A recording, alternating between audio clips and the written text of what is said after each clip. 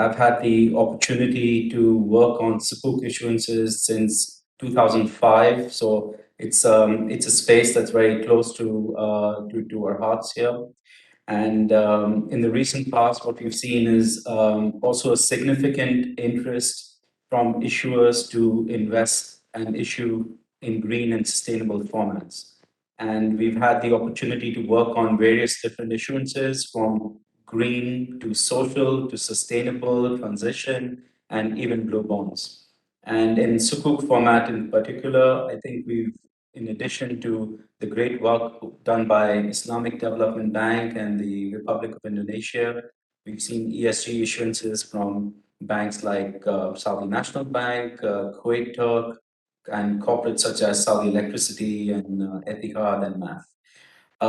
But there's much more that needs to be done. I think, as Shrey pointed out, as a percentage of number of issuances that happen in the Sukuk space, green and ESG Sukuk issuances are still not that many.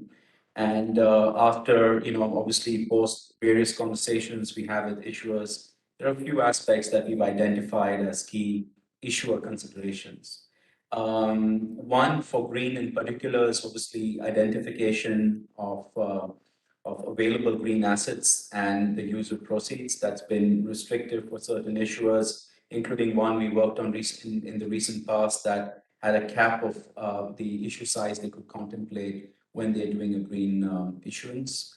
The other aspect that's very important for capital markets is speed of execution and the additional kind of work streams that come into play for some, especially in volatile times like this, it's not ideal to kind of spend additional time in structuring, a format in green or ESG.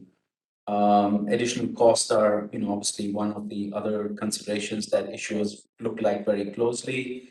What is an advantage though, however, which most issuers speak of nowadays is their ability to have a certain positioning and profile, which is increasingly important to issuers. I think it's interesting to point out that today, it's kind of optional for issuers to look at issuing in green or ESG formats. At some point, it could very well be, close to mandatory. So I think it's important that a lot of issuers are understanding and want to move in that space, a bit quicker than they would have otherwise.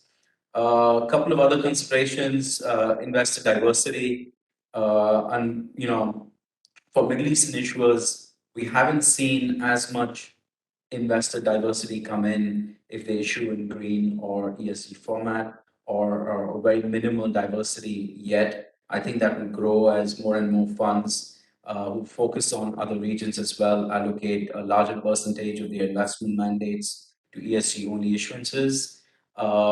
We spoke about greenium in a couple of panels earlier. I think pricing advantage at the moment is relatively minimal, but again, if it starts to give access to more investors, I expect that to change for issuers from this part of the world as well.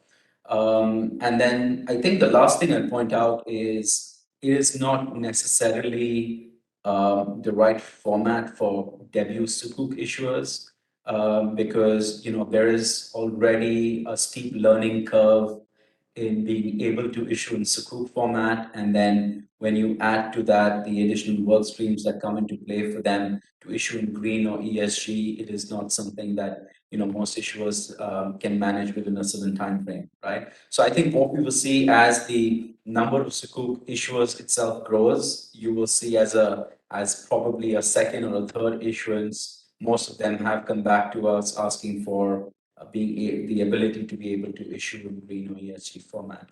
But overall, we remain extremely positive. I think we're just starting off with regards to where we are today, and I think the future looks bright for more Sukuk issuances and definitely more Sukuk issuances in green or ESG formats.